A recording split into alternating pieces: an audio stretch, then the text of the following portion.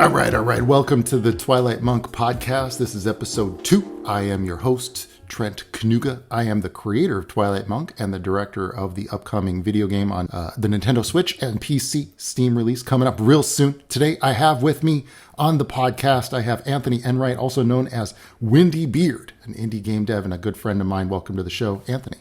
Thank you. Hello. Yeah. Do you prefer when people refer to you as Anthony or Windybeard? I'm easy. Windybeard is a strange sort of online name that's become pretty normal to hear, but either's good. It's good branding, though. You think? Well, it's easy to remember. I mean, I've got, few people that I know named Anthony, but I only know one Windybeard. You know what I'm saying? And there is only one. The irony of which is, you don't really rock the beard. You don't have like a long. You imagine an old man on a mountain, with like maybe a wizard's hat or something. Well, that's what I want to evoke in people's minds. Yes, when of course. They think of the name. Yeah. Yeah, I think that's why I say it's good branding. I've never had a good sort of nickname or anything. I grew up with people who are like taggers and graffiti artists. They always had like cool branding. I've never been able to like lock one down. Okay. Yeah, just have to think of one. Yeah, please do. Help me come up with something. Maybe the audience could help me come up with something too. I don't know. Is it a bad idea to change after you're like in the, I don't want to say the twilight years of my career, but it's like... Just a quick rebrand. Yeah. I don't know about you. I always feel like I'm just getting started. Even now. Always. Just about to get going. Yeah. Yeah. So we're here with this podcast. One of the things that I'm trying to do, there's a couple of things I'm working on myself. One, to stop talking. I talked over Matt a lot in the last episode, the first episode. So I'm working on trying to not talk over my guest. And two, I want to keep it like as much as we can, really focus a lot on the development of Twilight Monk, which is a Metroidvania RPG action game that we are just about to release any day now. It's like so close.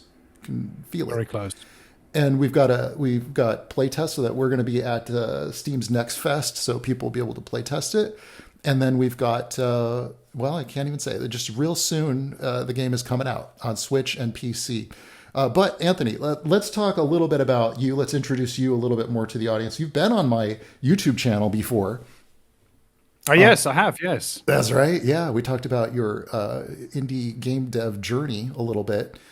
Yeah. So, but we can give it, do you mind giving the audience just a little bit of like I don't know, maybe like a brief or introduction to you? What's your origin story? Give us the story. Yeah, no worries. So, I didn't work in video games at all until maybe 10 years ago.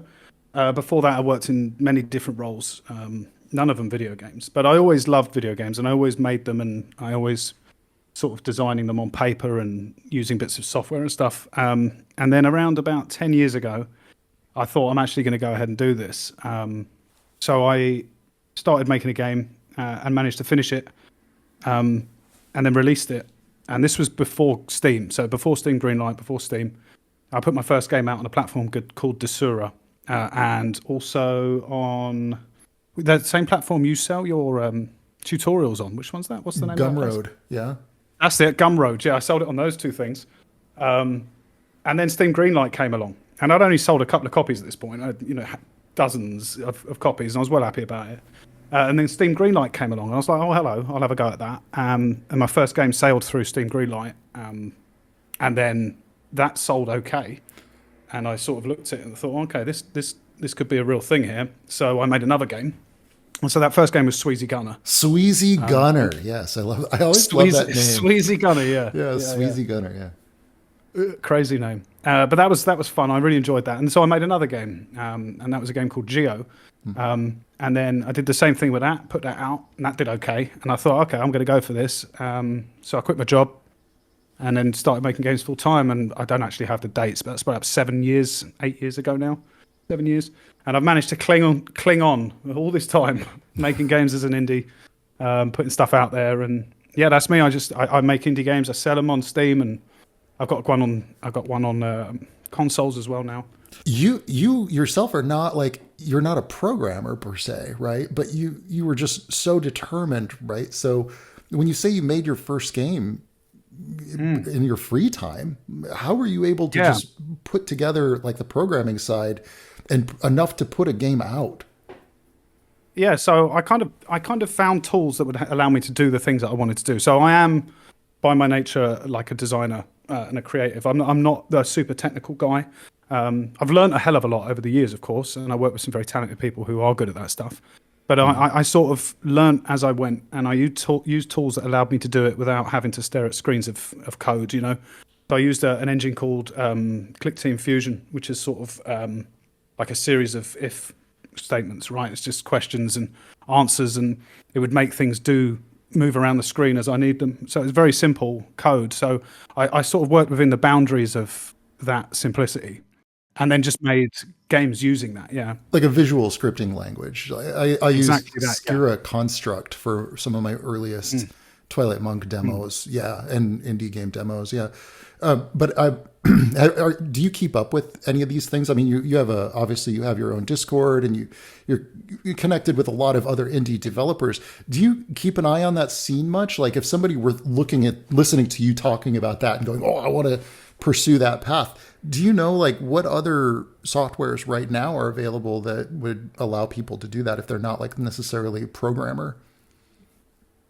Well, yeah, I still keep an eye out. You know, I am still interested in what these companies are doing. So I still love tools that help people be creative. And I think Click Team Fusion, of course, is still going strong. It's still a very good engine. It's still around. It's been updated and worked on for decades now. So it's very solid. And there is a new one on the horizon, so they say, but that's been a threat for like a decade now. So we never know. But that's still a very good one. You know, you've got Game Maker, of course. Even more complex ones like what we use with Unreal, that has the blueprint system, which people can learn if they really are scared of staring at screens of code. Yeah, and then you've got Unreal, things like yeah, exactly. It allows you to do these things. So these tools do exist. And then you can go even simpler than that, you know. Like I've always, one of the first things I started making games in was RPG Maker, and that really is almost like a video game, you know. So yeah. Oh, so and much people fun. have released very good RPGs using that tool. You know? Yeah, I dug into that like good. while I was working on like actual employed, video game development. I was still going home and working on like RPG Maker stuff because I loved that Yeah, it's awesome. idea. Well, you can get like a little sprite that does a little dance, and then you trigger this animation when this thing happens, and then multiple choice questions, and there's really. I actually think just in terms of teaching people the logic of how a computer thinks, for example, or how games are constructed, like learning the basics of state machines or learning the basics of narrative in games and game development. Yes. I think something like RPG Maker is fantastic because you've got a lot of rails, and that's the problem that a lot of people have. It is a lot of rails, so there's a limited amount of things you can do with it. You got to make an RPG with it, but you learn about like, well, if how do I communicate to the player that they need to go here and do this thing? Oh, well, maybe I have a pop-up tutorial that tells them, or maybe I have an NPC here that tells them what to do or how this system works. And that sort of thinking is not something you think about when you're just playing and enjoying a game, but when you're really trying to craft an experience for a player where you're not there to sit over their shoulder and tell them what to do, that is game development. And that is where something like Game Maker, or I was thinking Game Maker Studio, but also RPG Maker. Yeah. Game Maker Studio is like the next tier above that, where you're digging into like a kind of a simplified programming language that isn't as complex as like, say, C, C++ and all those things. Yeah. So they are great, and even if you jump into something like RPG Maker, there's, if you want to balance out a compelling RPG, if you're not using out of the box graphs that they put within it, and you're trying to balance what weapon damage is doing against what enemies and spawn rates and all these things, these are all very important skills, even if, you don't release anything. But if you're interested in design and game balance and things like that, these are like unseen challenges that most game designers face that you just don't notice when you're playing these games. Yeah, or when you're very good tools. When you're just playing a game, it's so easy to just armchair quarterback it and go, well, why didn't they just balance this boss to be easier or whatever, which is just, as developers, you just kind of roll your eyes and go, look, kid, you don't know. But if more people got into actually trying to make games, I think there would be a greater appreciation. I found that I appreciate games a lot more as I became a developer, because of that. Oh yeah, I can play a terrible video game and appreciate the good in it. Yeah. Because it's still, you can see what they were trying to do, even if it was failed. You can see what was being attempted and why, and you can see like the artist's ideas, and you can see what the programmer was thinking with the way they built stuff. There's a lot you can see even in a quote unquote bad video game. And we have that advantage of having like grown up during the PS1 and SNES era, and we saw how they solved complex limitations, like the limitations on the system, how they solved things in a very, in hindsight, it looks rudimentary, but it's like, wow, when you really think about what they had to overcome to get a lot of mileage out of something very basic and simple, and then the shortcuts they had to make, all that stuff like adds a lot to the personality and character of a game, but also as a learning tool. We got to see, as like before, you mentioned to me the other day, like back in the 90s, they didn't even really, it's not like every designer, there wasn't a school of design or a school of thought about it. There were a lot of people just figuring things out. And so that's why you get things where, there's like a glitch with that boss in Mega Man that, it just jumps back and forth, and you can kind of like stun lock these characters or whatever, because they didn't even have like extensive QA. There was no playbook on how it all worked, is what I'm saying. We got to see as the playbook was evolving and growing and becoming standardized. And I think there's a lot of value in that, though. I think there's so much great now. There's so much great. Even things down to a simple like first person shooter controllers, that's been figured out. You can make tweaks to it, but the actual idea of how they operated, this wasn't figured out.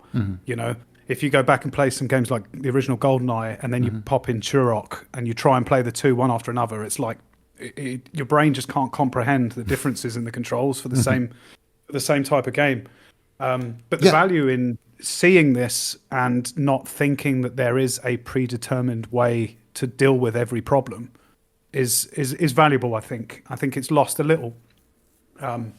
If you are brought into the world and your first game is Fortnite, you do get the amazing fidelity of everything, and the way the games are, the game feel and stuff is so intrinsic to how these things play. But the assumption is this is how it should be played. This is how these controllers should work. Yeah. And you've not seen people fumble their way to that point. That's one thing I love about right now. There's like this resurgence, especially with like studios like Night Dive Studios, where they take old games that are really, really beautiful and stylish and simple, and they modernize the controls so that you get a sort of a modern play experience out of something that you might have overlooked even 20 years ago or 15 years ago. I was playing through The Thing remastered, and man, they redid the controls, they redid the experience of it, and it's the same game. Everything is still there the same way it was, but it's just so much more enjoyable with the, now with the hindsight of looking back and going, oh, well, obviously, the right analog stick should control the camera, and obviously this, the D-pad for this and that, like the modern understanding of like what it took a while for people to figure that out. And in fact, like PS1 era, the first Medal of Honor didn't have even basic analog stick controls. I don't think the PlayStation 1 had analog sticks when it came out. It did later in its life. Stuff. Yeah, later, yeah. Yeah, but not all games supported it. Yeah. No, it's crazy. Yeah. It's like Night Dive. Speaking of Night Dive, they, I've played quite a few of their remakes, and they're very, very good. Yeah. And I think it's a great thing because so many games deserve a second chance in the modern world with modern, the nice stuff applied to them. Like Shadow Man. Don't just Night Dive did put out Shadow Man with obviously better controls and everything, and it's great. Yeah, that's fantastic. Absolutely love that. Yeah, and I think they're just doing good work over there, man. I've been keeping an eye on. Yeah, I find them fascinating as a studio. They're one I really do keep an eye on. Yeah, I think they built an engine that's designed to import PS2 games and then upscale them, and then they redo the lighting on them. Like I said, The Thing, if you check Witchcraft. it out, it's crazy. Yeah, and I think they have a custom engine that does that. Yeah. Didn't they just put out Tomb Raider remakes, or was that someone else? That's somebody else. That's Aspire. Those are pretty cool. They're actually like going in and arting those up. Yeah, there's a lot going on in that space. It's interesting. It's nice as well. It must be great to work on an old game that you loved, and then you get to do something like that. There must be a nice feeling to that. Yeah, super satisfying, I'm sure. I'm also sure that there are many people over there that are probably itching to do something original too. But I think they've built an identity as like a studio that remakes or rebuilds and re-releases, modernizes, and good classics. As well. And they do good. Yeah. Next time I list, I think they did the System Shock remake too, or re-release. Yeah, they did a few, and they've done didn't they do Turok as well? They've done the Turok. Oh yeah. Those are fun. Yeah. Again, a perfect example of where like they use the Halo controls. That wasn't figured out. Proper first person. Yeah, exactly. That wasn't figured out in 96 or 97 or whatever it was. No. Yeah. Oh my God, strange. So in a lot of ways, this ties into a lot to bring the conversation back around to Aquatic Moon and back around to the Twilight Monk game. So you and I are working very closely on a lot of these things, and we're kind of wrapping up a lot of development now. But a lot of what we've just been talking about applies very much to Twilight Monk because in its soul, it is kind of a retro style game. Yeah, it's a fusion, really, isn't it? So it's sort of a combination of what was loved about the classics and sprinkled with, what is good nowadays and what feels great, To kind of give a little bit of clarity to what exactly like your role is on that and what you're really responsible for. So Anthony was brought into the project. You were working on something else entirely, Spirit Hunters, with your own company, Creature Cauldron. And you had shipped that game, and we were just getting funded for Twilight Monk, and I had pitched it as basically, and the timing just kind of worked out, but I had been wanting to work with you for a while. But the Twilight Monk game was originally inspired by like classic Castlevania Metroidvania, specifically like Symphony of the Night and the Game Boy Advance games. But I also wanted to bring in this overworld aspect that we saw in games like Zelda 2. But the thing is like I knew I couldn't really do all of the map designs. I've never designed a full game before. I did a lot of art for games on these other AAA game studios, but you're really compartmentalized. When you're directing a game, it's like there's so much stuff to keep your eye on. And first of all, feel very lucky that we got you on the project. Originally, we were joking. We were like, hey, could we just get you to design like one dungeon or something? No, I appreciate that. Thank you. Then you and I got to talking, and I realized you're so well-rounded, and really in a lot of ways you've been directing your own games for so long. And I could see also that maybe you might, at that particular time, it just seemed very like it would be very beneficial for everybody if you were part of our team for just a while on this. And could you speak a little bit more to like what you do or what you've done throughout development on the day-to-day? Because it's mostly, from my perspective, I mean, I love getting updates from you because it's always something new. And as a cooperative experience, it's great to be surprised by the game that you're working on yourself. And you give me a lot of surprises on a regular basis in a good way. Good way. Okay, yeah. So my roles is sort of shifted around as we've gone from when I joined to where we are now, I suppose. When I first came in, we obviously there was ideas, and then there was ideas that were further along, and there was parts of the game that were sort of made and parts that weren't. So I sort of got to work building out as much of the world and trying to get that down. And we used to work sort of hand in hand with that. And you would sort of pass me this sort of brief as to what we're going to be doing here. Or a rough dungeon layout, sort of, even. Yeah, like a rough flow of how this dungeon's going to be. And then we would discuss like what we're going to do here. And then I'd go in and build that dungeon with, in mind all the tools that we are going to be giving the player. And then alongside that, I was refining some of the ideas that we had so that they would be both coherent for the game and to make sure that they were sort of cemented in, hey guys, this is what we're doing and we're going to move forward with this specific idea, so that we could make progress without sort of double guessing ourselves too much there. You were actually like writing up documents and almost like you were like pitching it or presenting a full, like sort of worked out idea. You had presented the concept of the talismans. I didn't even think that we needed that initially because I was thinking much more small scale. I always try to pitch this simple, like basic idea of something and then knowing that the feature creep will come in as I bring in creative, resourceful people. In one case, like even with the dojo path, like one of the earliest things you had presented to me was like, hey, maybe this first dungeon, dojo path, for those who are listening, the first dungeon is dojo path. And that is like really the kind of training ground. With your first level, you always want to teach the player like what the basic mechanics are for just moving around in a way that's safe, so they're not like getting frustrated right away. And I didn't think that way. I just built a first level based on story from the novels. And then you would kind of like come back and said, hey, why don't we rethink this so the player gets to hear a little bit faster? And that's just like one example of like where you really started to get your roots into the big scope of the whole game, right? Yeah. Yeah. So the dojo path was interesting because, like you say, we had a really cool location. And then I was thinking about how, the player's going to on board, should we say, with this game, and what assumptions we can make about what it is they will know and won't know. So we sort of stepped through it almost sort of room by room, making sure that everything was very deliberate. So a player might not even notice it, but like I as a designer know within a reasonable amount of being correct or not, when they're going to level up for the first time. And that's based on how many enemies are here, what XP they give, how much damage they need to be done, and a sort of, a culmination of those things. The player should level up here. So if we know that, then we can work back from that and teach the player this. And every sort of jump and every sort of enemy placement is very, very considered in that zone specifically. It is in the rest of the game, but not quite so much. So it's things like that. We had a cool place, and then it's sort of like, how can we make this serve its purpose? Yeah.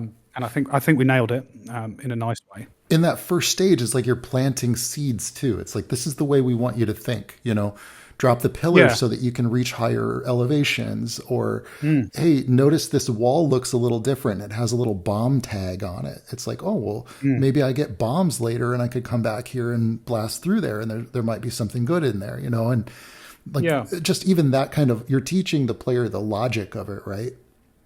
Yeah, and there's lots of sort of breadcrumbs in there as well. It's a very unique area in that regard. So almost every single room you go into, and it's the first area, so spoilers, it's not too bad. Almost every single room has a path that you can come back to later and go further in.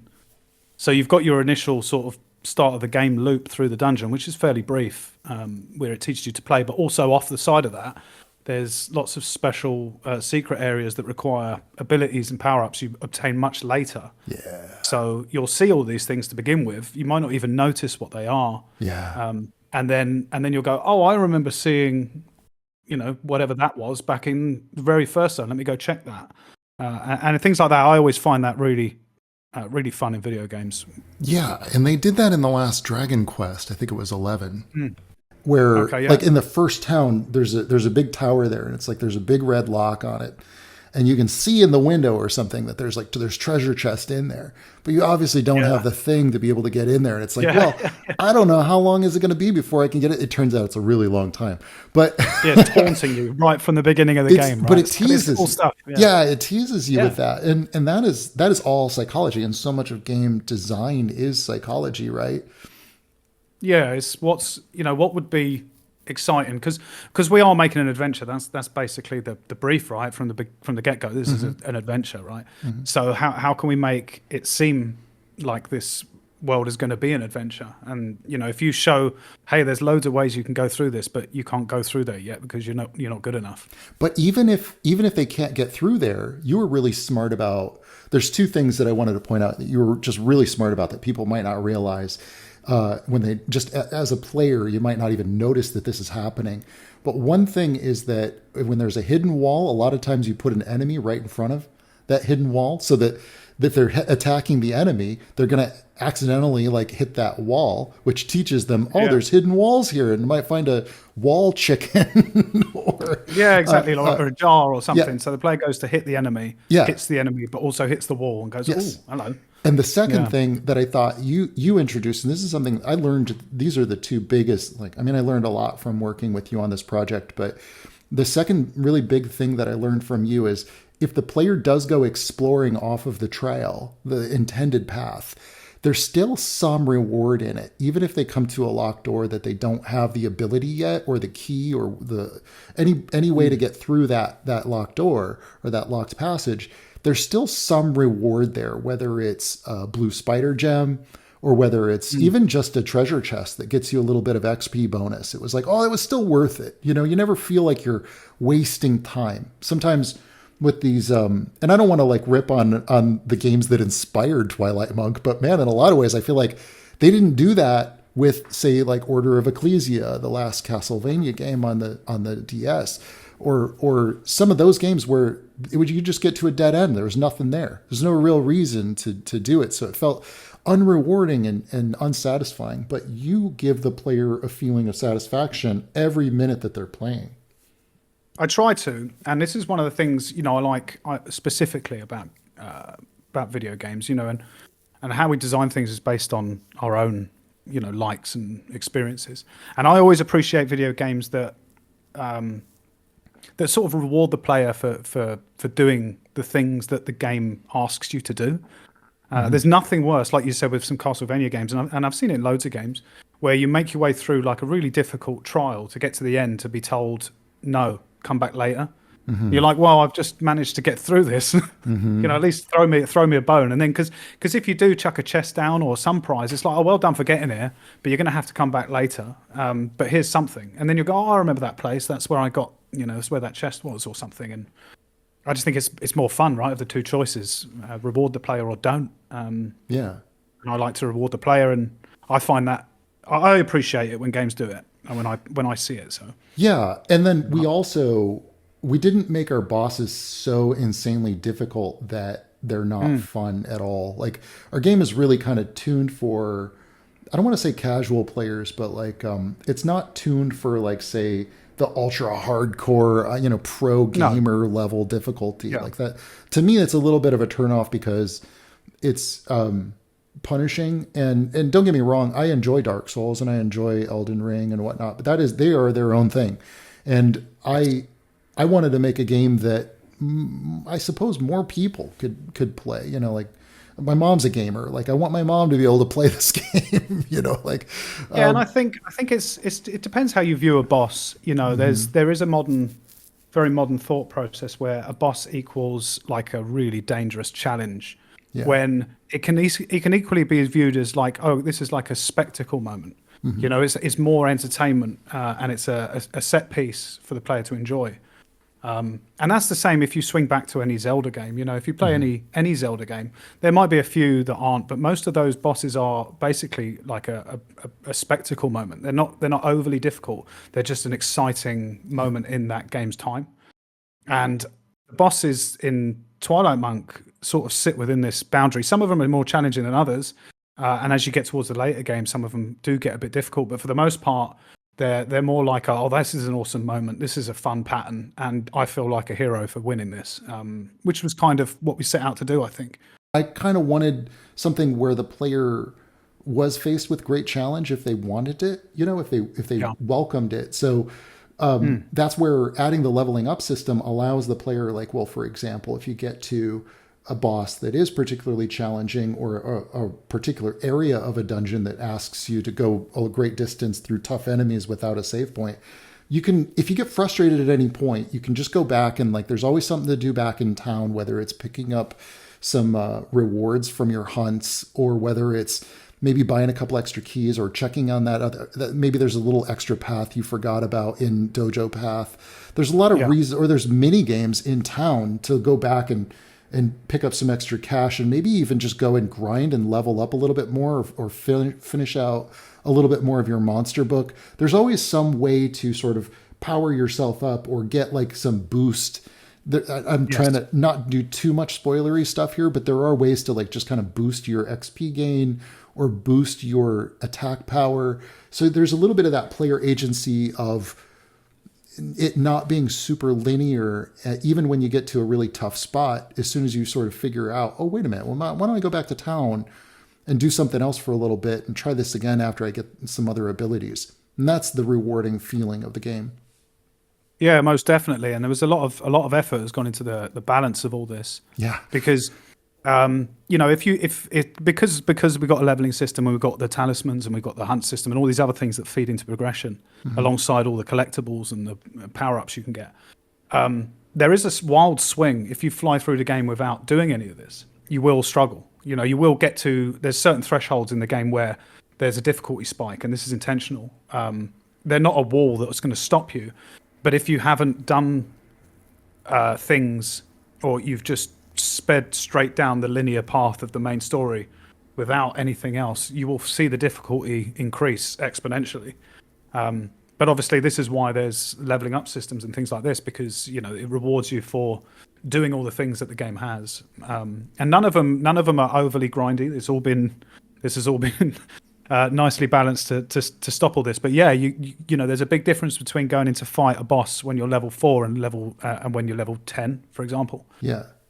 There's a big difference between fighting an enemy when you've got 3 bits of health or when you've got 8. You know, it makes a huge difference. But it feels so good when you're, and I'm going to say this as spoiler free as possible, but when you're super powered in the game and you've been playing for like 10 hours and you're cruising through an area that you've been through before, and you're just plowing, just mowing through enemies, and they're just destruction bits everywhere, and you like feel so accomplished. Like it feels so rewarding to be so powerful after this long journey that you've been on, and that, even though these are enemies that were tough before, they were kicking your butt before, that is such a rewarding feeling. It really does feel like I don't want to say micro RPG, but it doesn't ask as much of you as, say, like a modern, Final Fantasy Rebirth or something, but it does give you that feeling of progression and growth, that your characters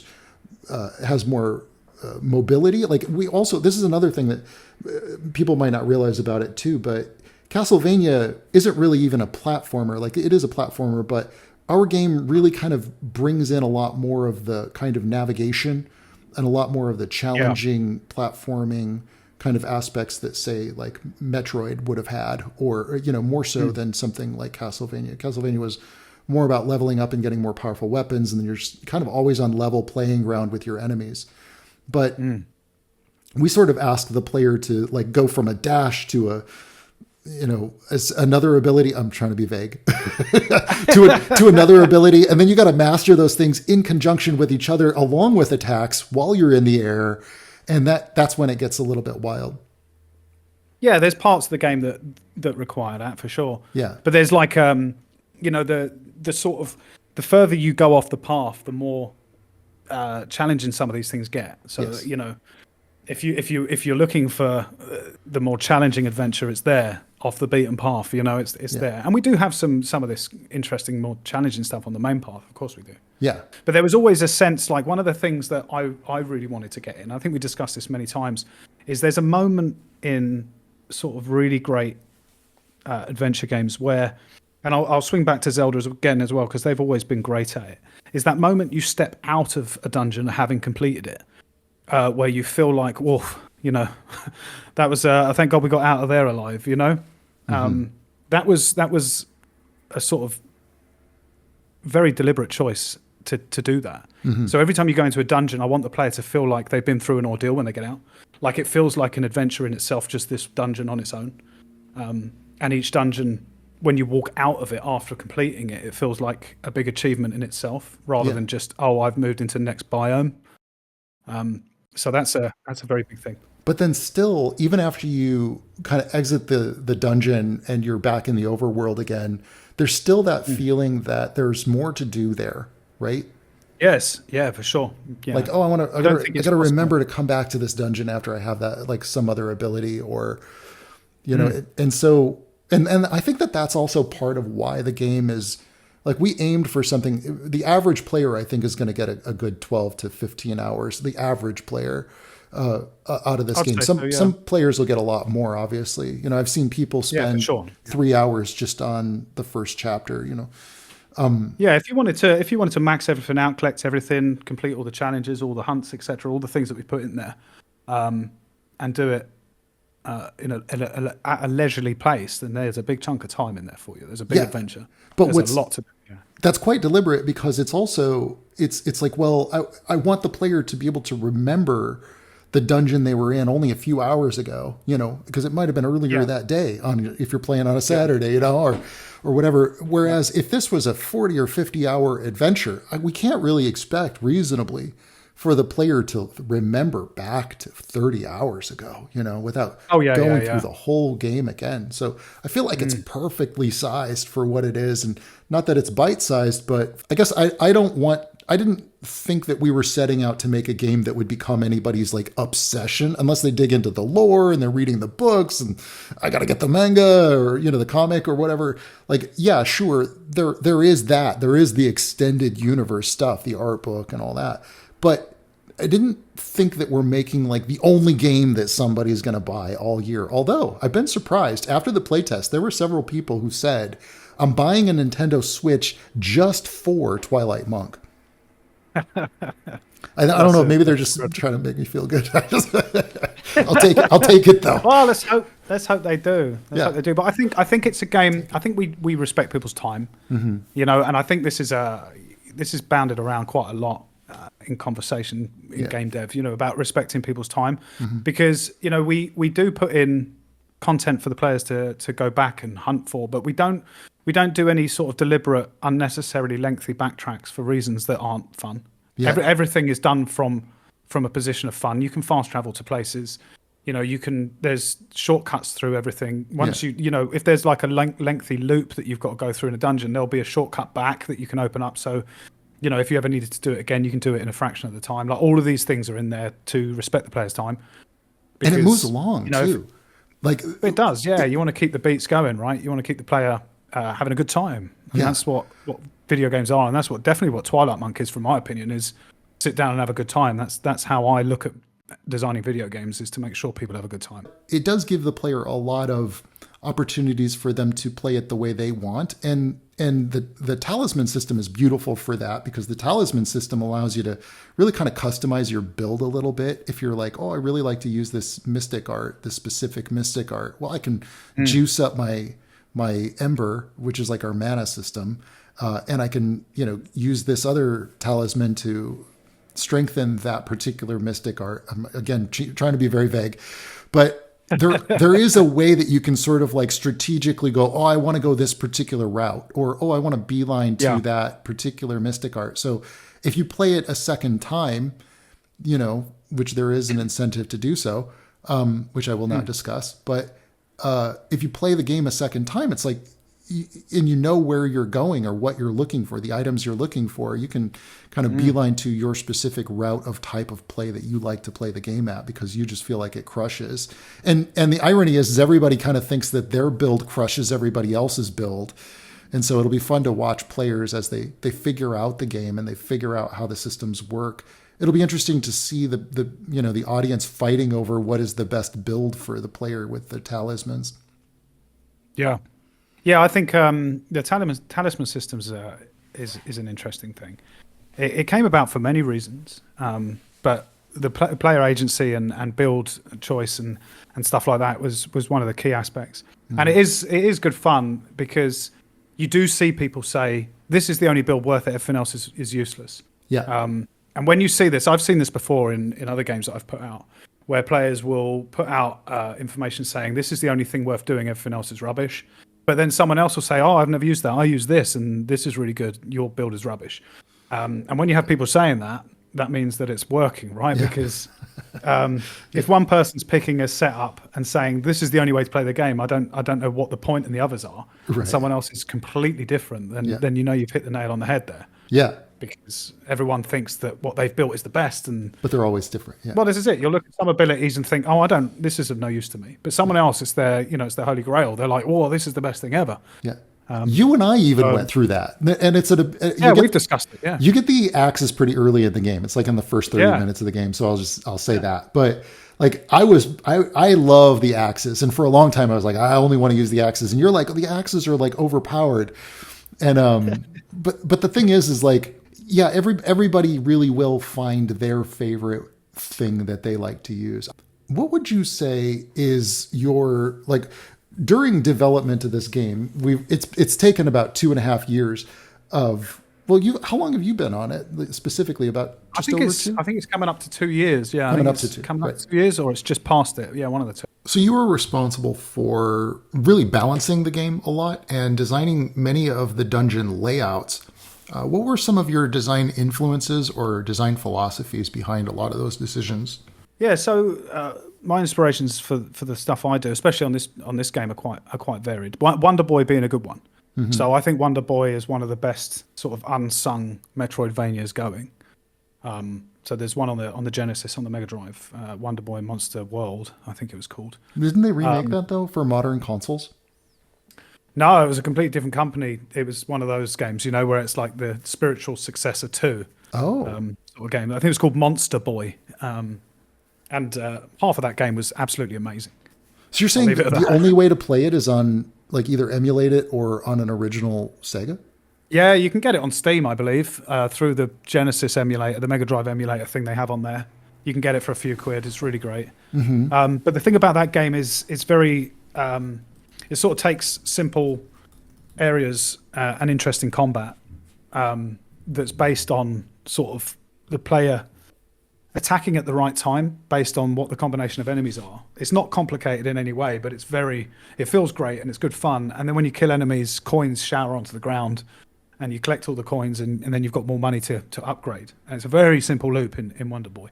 So the way the coins fall and all this stuff is something that was inspired by Wonder Boy. Enemy placement and things like that. So I'm always I play a lot of Bloodstained. I've played that game multiple times, and that game's great for enemy placement. Much like the Castlevania games, you'll go into a room and there'll just be an enemy you wasn't expecting to see in a place you wasn't expecting to see it. So you then have to deal with that enemy, but because they've put in like a flying enemy you've seen 100 times, it makes the scenario 10 times more challenging without you realizing why. If you've got like a skeleton on his own who throws a bone, that's difficult. But if you put 2 of them and a bat, and it's got a low roof, this makes it an interesting combat room. Yeah, and it's the combination, because like just fighting slimes on the ground is one thing, but when you've got these aerial enemies that'll freeze you, for example, or like that screws up your whole plan, and it's then you gotta think on the fly and get a little bit more strategic about it, right? Yeah, exactly that. And I played lots of Castlevania, Symphony of the Night and stuff, pretty much every Castlevania apart from the modern 3D ones. Mm-hmm. So the inspirations come from all over the place, really. Mm-hmm. But with regards to dungeons, it was more a case of. So I've spoken about Zelda before, and I'll speak about it again. Is they usually have a dungeon and a theme, and whatever the theme of that dungeon is dictates sort of the overarching mechanic for that dungeon, which is what makes it unique. And I believe we've done that well. From all the different dungeons, again, without spoilers, there's something unique that sort of runs through the whole dungeon, and you have to do these things in order for this dungeon to end using all the skills that you should have up until that point, right? Which is something Zelda does really well and has always done up until the newer ones, of course, because their dungeons are not the same. And the mechanic is based on what the location is, so it all ties together. Yeah, exactly. And that was very deliberate, and it turned out really nice, I think. Yeah. I think players are going to like that. Yeah, well, we'll have to do another episode where we actually talk about specifics after the game has come out. Just try to be very, try to be very vague as to not ruin the experience for players. But there is a sort of meticulous planning to every aspect, even down to how hard an enemy hits. And sure, there will always be those one-off situations where it's like, well, maybe we got to modify this or adjust that. You're still you've been kind of adjusting enemy difficulty and attack ranges and whatnot all the way up until the final steps of this, right? Yeah. So I try and keep out of certain places because I know what I'll do if I go in there. Yeah. So I'm forever. Everything's always changing. But I do keep good track of everything. That's one thing you have to do, especially if there's any complexity to the game. You have to make sure that you're on top of it. But I will always forever go, this enemy would be a bit more interesting if it was slightly further away from the edge. Things like that. And you just tweak it and then play it and go, actually, no, I'll put it back. I'll do that 1,000 times a day. Even up until the last sort of minute, I I've made some changes to where some of the major things are found. You know, that happens as well. Where you just go, oh no, I think it'll be better like this, and you just make a call. You know. Yes, and then test it through and see if it plays well. Yeah. And even after the game comes out, we'll be watching players go through the game, and we're going to realize, oh, that enemy does that thing that we didn't want it to do, and we need to adjust that. Or, yeah, for sure. Or maybe this part is like asking too much of the player. Maybe we need to. I don't anticipate that we'll do anything major. Like in the beginning of development, you're plopping down save shrines, and you're plopping down like, you know, boosts, or you're popping down puzzles and things like that, and you're just kind of like trying it out in this really rough kind of a grayscale version of the map.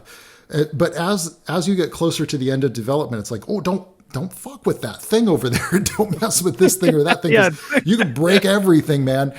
And don't touch that door because the game will turn off. Right. So we're not likely. Yes, exactly. So we're not likely to like go in and move any shrines or anything like that. But certainly when it comes down to like, you know, tweaking some numbers or adding like a get hit animation or a little bit of a stun to an enemy or little things like that can just enhance and we are still doing that all the way up until like the very last minute, you know, to try to get every monster feeling great and every interaction feeling just right. There's like some enemies that for a long time, we just went through the thing with wall crawlers were like kind of floating in the air in some little corners.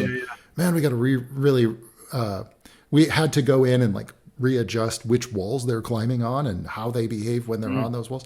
Those things are always still kind of going on, and there probably will still be even after the launch of the game, you know, as we see how people play it. We can't play. Yep.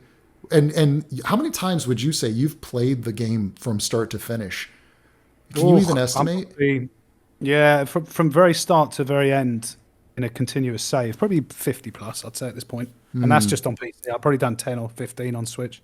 Yeah, I'm probably only at about like just over 10 times because we really couldn't play all the way through until I'd say like 6 months ago. It takes a while before we even got there. Yeah, and I was, you know, there was a huge milestone for me because I was really pushing to get a 100% complete save file. Yeah. So in order for that to happen, you know, all of these other things had to happen. So I was really pushing at one point, get this done. And then I'd play the game through and get to like 97%, fail. I can't get the rest. Then I'll try again, 98.2%, fail. And I was like, oh God, I'm getting closer and closer. And then as soon as I saw that 100% save. And when you're doing that, it's like you're playing through gray box stuff in some cases, or unfinished routes, unfinished paths. Yeah. When you're doing that, it's like you're still able to, especially in the latter dungeons. Now, the way that and I haven't really talked much about this, but the way that we designed all of our dungeons is we tried to just spend, I think, were we doing 2 months on every dungeon? No, every milestone, every 3 months, we would kind of do a rough draft of 2 dungeons. Oh, yeah. Yeah. For the first 6 months or 7 months of actually the first 6 months were just building systems before Nate joined. And then, so we try to get like a gray box. It's like sort of doing a first draft of a novel. If you can imagine, if you were writing a novel, it's like your first draft is just whatever ideas come to your mind in the most reasonable way that they sort of make sense in your mind, so that you can look at the full scope of the project. And then after you can assess this sort of like rough draft or like your sketch of your game, that's when you can kind of go, okay, so now we need another boss fight here, or, oh, maybe this is just demanding too much of the player, too many dungeons back to back required. Maybe we make this other dungeon optional, or, and you and I went through that with, I think it was chapter 4. It was like, man, we were just jam packing the thing with multiple dungeons, and then we decided, well, it's better if one of these is just optional. Maybe this other one isn't. Maybe we just save that for something else. And we moved dungeons around, and you can do that when it's all gray box. It gets much harder to do as you get closer to being finalized and polished, because you don't want to make big sweeping changes when you're that close to shipping or when you're that close to the finale, because you could end up screwing up your whole game design. Yeah. Yeah, you have to commit to your work. So, there are points where you have to be comfortable with the decisions you made. Yeah. And I think that's actually a bit of a skill when it comes to game design, especially as an indie, where you can make decisions and rest on those decisions quite comfortably. Yeah. Rightly or wrongly, you think they're right. You've made the best call you can, and then you move ahead. If you're double guessing every single thing that you've put in over and over again, you'll never get anywhere.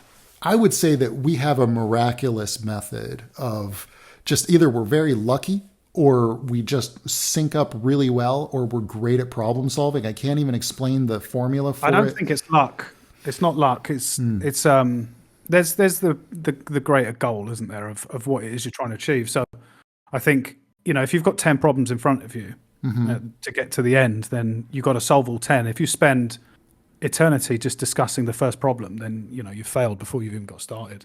And I think that's known by you and me, right? Like yes, it is, and it became very apparent to me that I needed to just kind of say fuck it, like this is going to be awesome. So go ahead and write it into the script, because there were so many times throughout development where I was exhausted, like beaten down. Like you work long days working on a game like this for 2 years.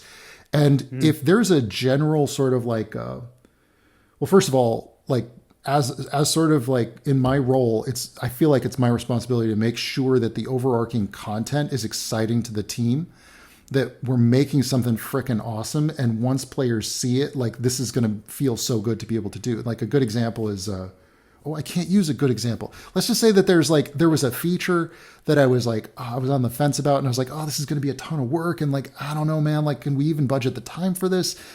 And I just went, you know what, screw it. Like write it in, start getting it roughed out in gray box, like get it functional.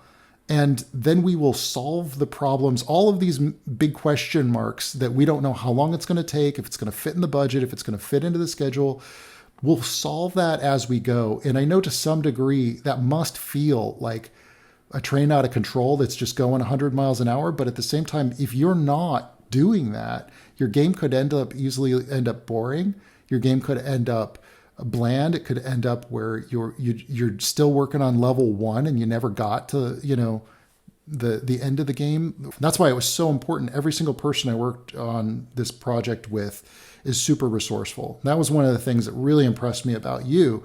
First of all, you didn't have like a degree in making games. You didn't have like somebody guiding you through every step of it. You weren't under somebody's tutelage or, nobody was making the road easy for you. You brute force shoved your way into the indie game scene, and you've been surviving doing it for a long time.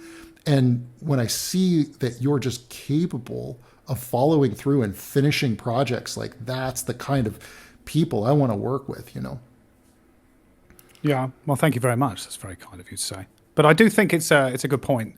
Like, there's you have to sort of not be afraid to make the wrong decision. Right.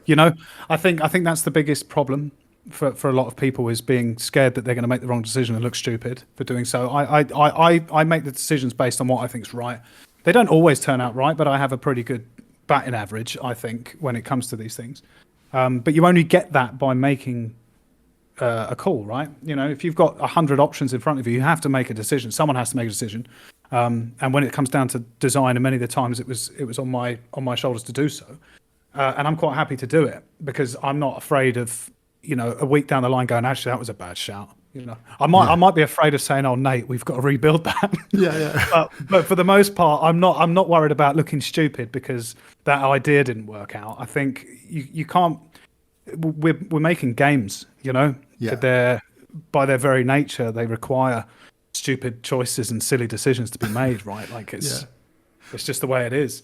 Because how do you decide how high the player can jump? You decide by just making a call and running with it and seeing if it works. And then use your experience to figure out what the fallout of that decision is going to be. And that's, I suppose, where a lot of the job comes in, especially with experience-wise, is you need to be able to look at like the second and third wave effects from choices you make. And that's what I do a lot of when I'm, suppose, not on the clock or whatever. I'm sat there on a Saturday. I'll be thinking about, what's that going to cause? What's that going to cause? If I change that, what's that going to affect? And that's just, design in general, I think. In game design or any sort of design, you're thinking wider than the choice you're making, but you're making the choice anyway, Yeah. So like the way I think of it is like, And this is part of why you and I work really well together, I think, is because I feel more confident throwing difficult challenges at the team that are going to have big payoffs because I have somebody like you solving so many problems. So you're like, you remember the Pulp Fiction? They call in the wolf. He solves the problems. Oh, yes. You're like, you're the wolf. You're my wolf. Come in, you solve the problems, and you just take care of things. And like a lot of times, I don't even know what you're going through. I can only imagine the kind of like rage fits that you have about me when I just drop something on you, and you're just like, oh, I got to solve all this stuff. And it's like, well, I mean, I'll help you work through it, and you know, I'm always there to help solve those problems, and we can talk through it. And we usually can. By the, you know, sometimes when things get tense, it's like you and I, we just need 10 minutes, we'll solve it. Yeah, and I'm not overly belligerent in that regard. Yeah. I can be stubborn in ways, but I'll make a point as to why I'm being stubborn.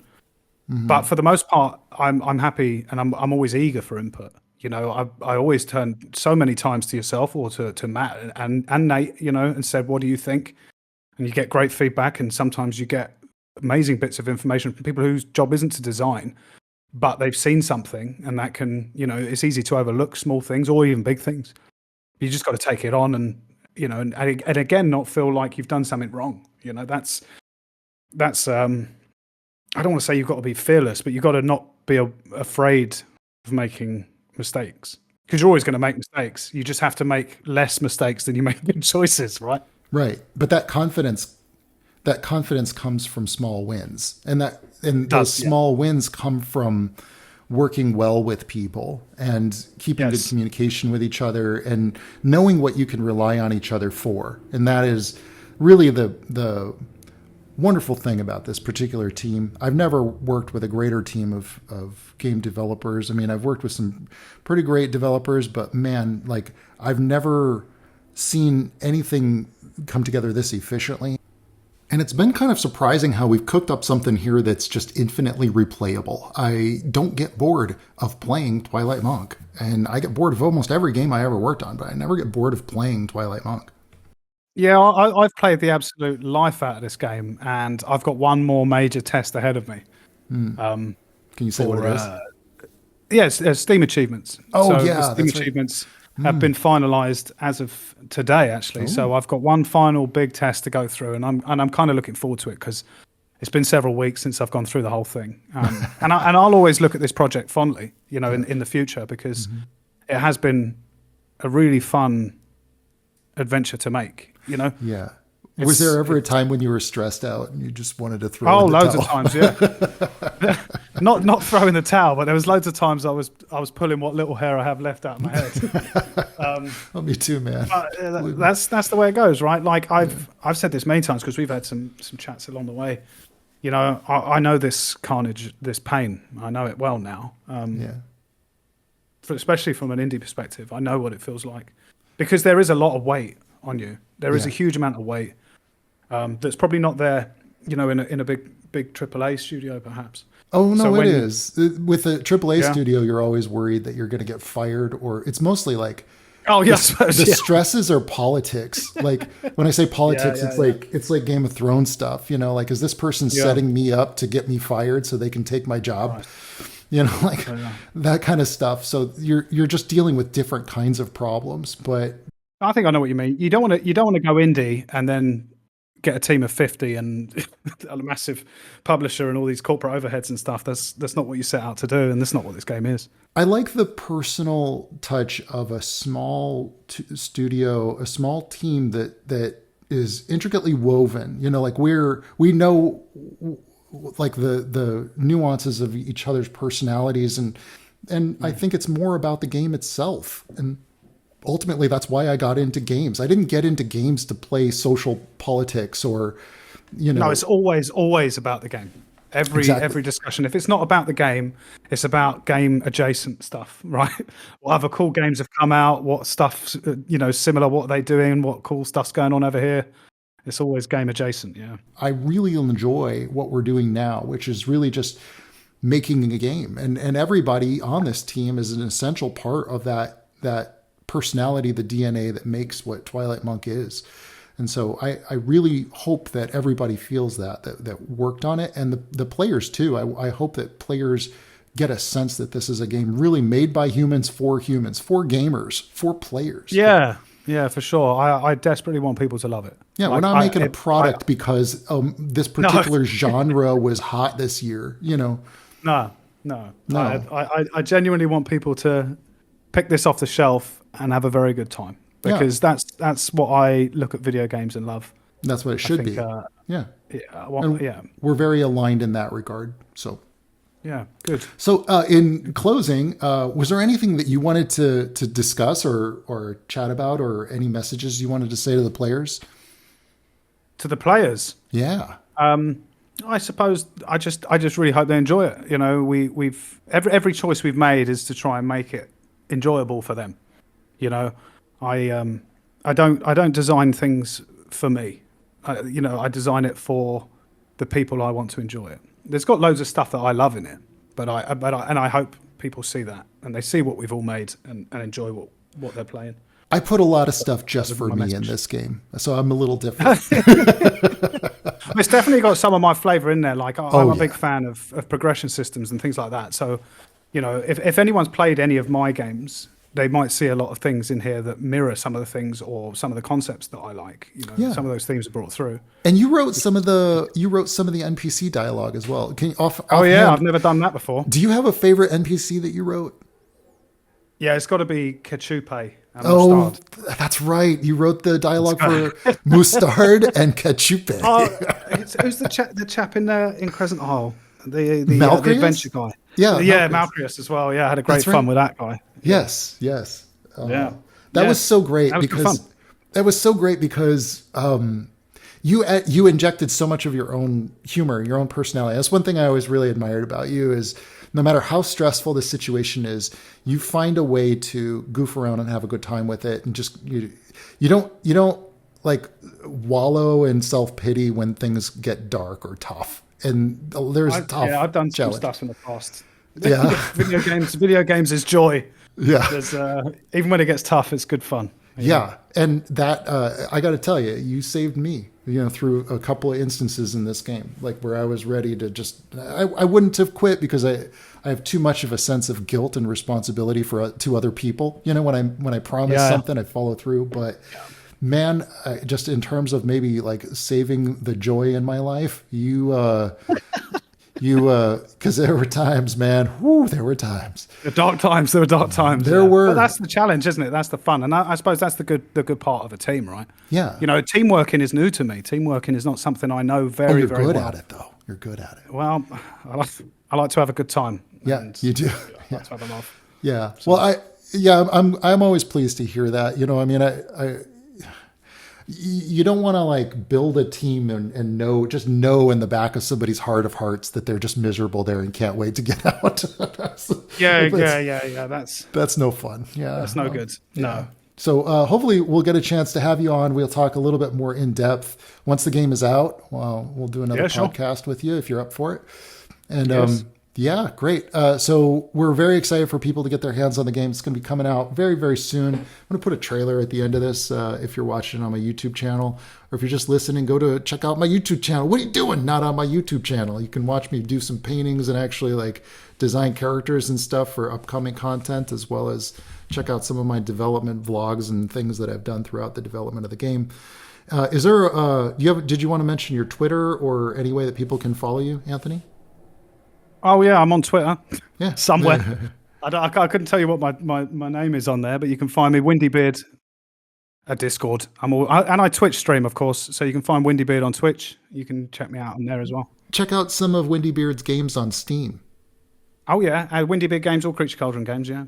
Yeah, that's right. I think probably your last game that you released was Spirit Hunters. So yeah, check that out.